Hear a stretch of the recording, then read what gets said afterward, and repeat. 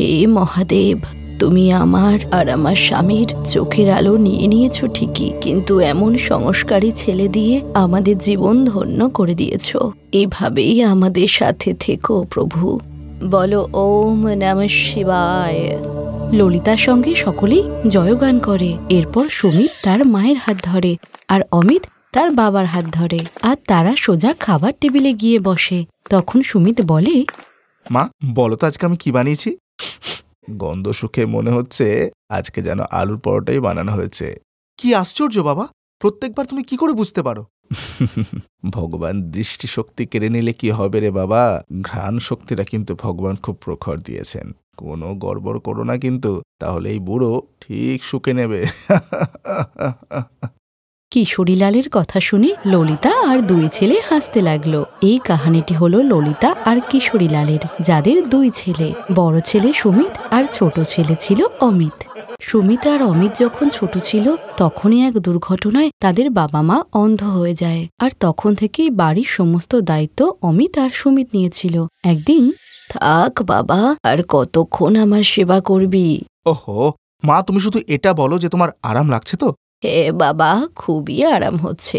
ভগবান করুক তোর একটা খুব সুন্দর আর সংস্কারী বউ হোক। আমি খুঁজব তোর বউ।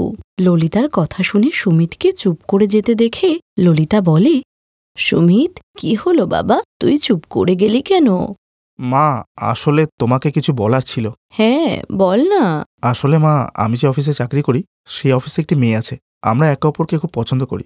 আর আচ্ছা, কি নাম তার? মা মা ওর নাম জিনাত। হ্যাঁ, ও কি মুসলিম? হ্যাঁ মা, ও মুসলিম। কিন্তু মা তাতে কোনো সমস্যা নেই, ওর বাড়িতেও কোনো সমস্যা নেই, আর ও খুব সংস্কারী মা। এই কথা শুনে ললিতা সুমিতের কাছ থেকে পাটা টেনে নেয় আর রেগে গিয়ে বলে, এই সংস্কার দিয়েছি তোকে যে একটা মুসলিম মেয়েকে এই বাড়ির বৌমা করবি? ব্রাহ্মণের বাড়িতে মুসলিম মেয়ে আসবে? হ্যাঁ, কিন্তু মা। কোনো কিন্তু না, ওই মেয়ে কখনো এই বাড়ির বৌমা হবে না। মা ও খুব ভালো, আর ও তোমার খুব খেয়াল রাখবে। আরে চুলোয় যা কমন সেবা। কান খুলে শুনে রাখ, আমি যে মেয়ের সঙ্গে বিয়ে করতে বলবো তুই তাকেই বিয়ে করবি। কিন্তু মা, আমি যে জিনাতকে কথা দিয়ে ফেলেছি। তাহলে ঠিক আছে, তুই এক্ষুনি এই বাড়ি ছেড়ে বেরিয়ে যা, বেরিয়ে যা। আমি ভেবে নেব আমার একটাই ছেলে অমিত, আর সেও যদি এমন কাজ করে তাকেও বার করে দেব। থাকবো আমরা একা বুড়ো বুড়ি। সুমিত তো এখন পিছুপা হতে পারবে না, তাই ললিতা আর কিশোরীলাল তাকে বাড়ি থেকে বের করে দেয়। সুমিত চোখে জল নিয়ে বাড়ি থেকে বেরিয়ে যায়, আর এদিকে ললিতা আর কিশোরীলাল সুমিতের চলে যাওয়ার আওয়াজ শুনে নিজেরাও কাঁদতে থাকে। ছোট ভাই অমিত ললিতাকে অনেক বোঝানোর চেষ্টা করলেও সে রাজি হয় না। এরপর সুমিত তার বন্ধুর বাড়িতেই থাকত, আর একদিন সে জিনাতকে বিয়ে করে ফেলে আর নিজের বাড়ি থেকে 3টে বাড়ির দূরত্ব রেখে একটা ভাড়া বাড়িতে থাকতে শুরু করলো। আর সে রোজ সকালে ছাদে উঠে তার বাবা মা আর ভাইকে দেখত। এভাবেই আরো কিছু মাস কাটার পর ললিতা একটা ধনী ঘরের মেয়ের সঙ্গে অমিতের বিয়ে দিয়ে দেয়, যে মেয়েটি ছিল বড়লোক বাবার ধনী আরেকটি অহংকারী মেয়ে। এরপর আরো কিছুদিন কাটার পর একদিন, মা কোথায় আপনি? এই তো কাজল, আমি এখানে, খুব খুশি মনে হচ্ছে। মা, আপনি ঠাকুমা হবেন। আমি মা হতে চলেছি। আরে বাহ, হে মহাদেব, তোমাকে অনেক ধন্যবাদ। এই অন্ধের জীবনে তুমি আলো ভরে দিয়েছ। সত্যি কাজল, আমি খুব খুশি হয়েছি। ললিতার ছোট বৌমা কাজল মা হতে চলেছে শুনে ললিতা খুবই খুশি হয়। আর সেদিন বিকালেই ললিতার এক প্রতিবেশী ললিতাকে জানালো যে তার বড় বৌমাও 1 মাসের গর্ভবতী। কিন্তু জিনাত গর্ভবতী শুনে ললিতার কোনো প্রতিক্রিয়াই ছিল না। আর এভাবেই বেশ কিছু মাস কেটে যাওয়ার পর একদিন, মা, আমি ভাবছিলাম বাপের বাড়ি চলে যাই এখন, বাচ্চা হয়ে গেলে তখনই ফিরব। কেন বৌমা, আমাদের উপর ভরসা রাখো, সব ঠিক হবে। ললিতা কাজলকে অনেক বোঝানোর চেষ্টা করলেও কাজল তো তার বাপের বাড়িতেই যেতে চাইছিল। কাজল চাইছিল না যে তার সন্তান এই শ্বশুর বাড়িতে হোক। আর গর্ভবতী হওয়ার পরে কাজল বাড়ির কোনো কাজও করতে চাইছিল না। অমিত তাকে অনেক আটকানোর চেষ্টা করলেও সে কারো কথা না শুনেই বাপের বাড়ি চলে যায়। অন্যদিকে সুমিত জিনাতের খুবই খেয়াল রাখত। একদিন যখন জিনাত ছাদে কাপড় শুকাচ্ছিল তখন সে তার শ্বশুরবাড়ির দিকে তাকিয়ে দেখে যে অমিত কাপড় ধুচ্ছিল আর তার শাশুড়ি ঝাড় দিচ্ছিল, কিন্তু বেচারি এমন জায়গাতেই ঝাড় দিচ্ছিল যেখানে কোনো নোংরাই ছিল না। এই দেখে জিনাত তখনই তার শ্বশুরবাড়ির দিকে যেতে লাগলো। কিন্তু তখনই সে এটা ভেবে থেমে গেল যে ও বাড়িতে গেলে তার শাশুড়ি খুবই রাগ করবে। জিনাত তখন বাড়ি চলে এলেও সারাদিন তার শ্বশুরবাড়ির কথাই ভাবতে লাগলো। আর ওই দিন রাতে, তুমি জানো অমিতের বউ কাজলও গর্ভবতী। বাহ, এ তো খুব ভালো কথা। কিন্তু ও বাপের বাড়ি চলে গেছে, শুনলাম বাচ্চা হয়ে গেলেই ফিরবে। আচ্ছা। অমিতই সব কাজ করছিল, আর আমি আজকে দেখলাম মা উঠোন ঝাড় দিচ্ছিল। এই শুনে সুমিতের চোখে জল চলে এলো। সুমিত কিছু না বললেও জিনাত তার মনের কষ্টটা বুঝতে পেরেছিল। পরদিন সকালে উঠে অমিত দেখে যে উঠোন পুরো পরিষ্কার হয়ে আছে, আর দেখলো কেউ জামা কাপড় ধুয়ে ছাদে শুকাতে দিয়েছে। অমিত তো এইসব দেখে অবাক হয়ে যায়, আর সে জলখাবারের জন্য রান্নাঘরে গিয়ে দেখে যে সেখানে পরোটা তৈরি করা রয়েছে।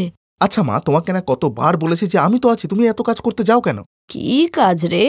এই সব কাপড় চোপড় ধুয়ে দিয়েছো, ঘর ঝাড় দিয়ে দিয়েছো, সমস্ত রান্না করে নিয়েছো, কিন্তু কাল থেকে কিছু করবে না, বুঝলে? এই বলে অমিত কাজে চলে গেলে ললিতা ভাবতে লাগলো।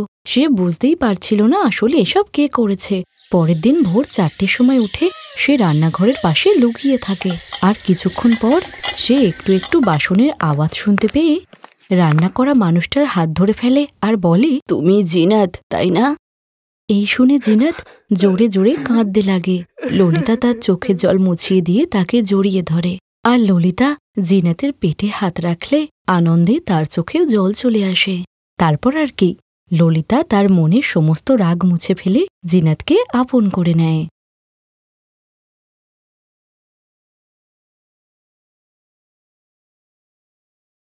পার্বতীর বিয়ের পর থেকেই তার শাশুড়ি অসুস্থ, আর পার্বতী এখনো পর্যন্ত মা হতে পারেনি।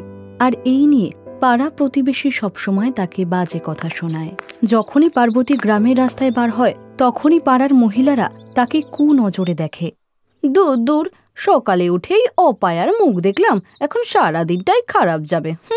ঠিকই বলেছ দিদি, এই অপায়ার মুখ দেখলে সারাদিনটাই বেকার চলে যায়। ওর পাটাও তো অপায়া, এসেই দেখলে না শাশুড়িকে অসুস্থ করে দিল। বেচারি ভালোই তো ছিল, আর এখন চলতেই পারে না, আর তার উপর এর তো বাচ্চাও হয় না। এর থেকে দূরে থাকাই ভালো। পার্বতী গ্রামের লোকেদের কথায় তেমন কান দিত না, কারণ তার মনে বিশ্বাস ছিল যে একদিন মা দুর্গা তার মনের কথা ঠিক শুনবে। তাই তো সে ভক্তি ভরে মা দুর্গার পূজা করত। নবরাত্রির সময় হয়ে আসে, আর পার্বতী রোজ পুজো করে। মা, এই নাও মা দুর্গার পুজোর প্রসাদ, দাঁড়াও আমি খাইয়ে দিচ্ছি তোমায়। বৌমা, এই নবরাত্রি ব্রত তো তুমি রাখছ, কিন্তু গ্রামের কেউ তো তাদের মেয়েকে আমাদের বাড়ি পাঠায় না, তুমি কন্যা পুজো করবে কিভাবে? মা, আমি তো সবকিছুই মা দুর্গার উপর ছেড়ে দিয়েছি। যদি ওনার ইচ্ছা থাকে তবে আমার বাড়িতে কন্যা পুজো নিশ্চয়ই হবে। যেমনভাবে ভক্তরা একবার ভগবানের দর্শন পেতে চায়, ঠিক তেমনভাবে ভগবানও ভক্তের প্রেমের বন্ধনে আবদ্ধ থাকতে চায়। আর সেই জন্যই তো বলে ভগবান পরীক্ষা নেয়। শোনা যায় যে পুজোর এই কটা দিনে মা দুর্গা তার ভক্তের ভক্তির পরীক্ষা নিতে আসে। দুর্গা অষ্টমীর দিন 9 জন দেবী পৃথিবীতে ভ্রমণ করতে আসে, আর তারা ছেঁড়া নোংরা কাপড় পরে ছোট ছোট বাচ্চার রূপ ধারণ করে দুয়ারে দুয়ারে ঘুরতে লাগে। আমরা 9 বোন অনেক দিন কিছু খাইনি, কিছু খেতে দাও। যাও যাও দেখি, খাওয়ার জন্য কিছু নেই, আমরা কন্যা ভোজন করিয়ে দিয়েছি। নিজেদের চেহারা তো দেখো, কি জানি কোন ভিখারির মেয়েরা। এই 9 জন দেবী সারা গ্রামে সবার বাড়ি ঘুরে ঘুরে বেড়ায়, কিন্তু তাদের চেহারা দেখে কেউ তাদেরকে বাড়ির ভিতর ঢুকতেই দেয় না। মা, আজকে তো দুর্গা অষ্টমী, আমাদের কিছু খেতে দাও, আমাদের খুব খিদে পেয়েছে। না না, কন্যা ভোজনের জন্য আমি তোমাদের খাওয়াতে পারবো না। তোমাদের জামা কাপড় দেখো, আমার সারা ঘরটা নোংরা হয়ে যাবে। এইসব নোংরা জামা কাপড়ে আমার ঘরে রোগ ছড়াবে। আর মা কাকে বললে? হ্যাঁ, আমি তোমাদের কোনো মা না। কোত্থেকে এসেছে আবার মা বলে ডাকছে। যা যা এখান থেকে। এই শোনো, আশেপাশে সব ভালো ভালো বাড়ির বাচ্চাদেরকে ডাকো খাওয়ানোর জন্য। বাচ্চাদের রূপে মা দুর্গা যখন সেখান থেকে চলে যাচ্ছিল তখনই সেখানে পার্বতী এলো। দাঁড়াও বাচ্চারা, তোমরা আমার সাথে আমার বাড়ি চলো, আমি তোমাদেরকে মায়ের পুজোর লুচি তরকারি মিষ্টি সব দেব। হ্যাঁ হ্যাঁ যাও, ওই অপায়া বাঞ্জের সাথেই যাও, এমনিতেই ওর মা বলে ডাকার কেউ নেই। কি পার্বতী, ভালোই তো হলো, 9টা মেয়ের বাচ্চা হয়ে গেলি, তাও আবার 9টা ভিখারির মেয়ের। পার্বতী ওদের কথায় কান না দিয়ে বাচ্চাগুলোকে নিজের বাড়িতে নিয়ে আসে। আসো, আমি তোমাদের সবার পা ধুইয়ে দিই, তারপর আরাম করে বসে খাবে, ঠিক আছে? আরে তুমি এই বাচ্চাগুলোকে কোথা থেকে ধরে আনলে? এদের অবস্থা তো দেখো। বাচ্চাগুলোর খুব খিদে পেয়েছে, কেউ খাওয়ার জন্য কিছু দিচ্ছিলই না ওদের। আর বাচ্চারা তো ভগবানের রূপ, এই বাচ্চাগুলো মা দুর্গার রূপ। মা দুর্গাও হয়তো এটাই চায় যে আমি এই বাচ্চাদের কন্যা পুজো করি। কোনো ব্যাপার না বাবা, এমনিতেও তো গ্রামের কেউ তাদের বাচ্চাকে পাঠায় না আমাদের বাড়িতে। তোরা দুজন এই বাচ্চাদেরই পুজো কর।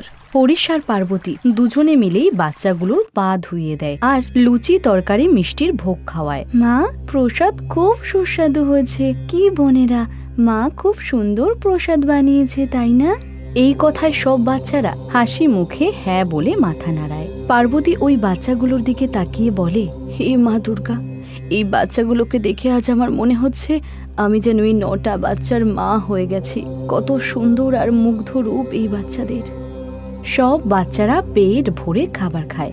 কিছুক্ষণ পর বাচ্চারা পার্বতীকে বলে, মা, এবার আমাদের যাওয়ার সময় হয়েছে, এবার যে আমাদের যেতে হবে।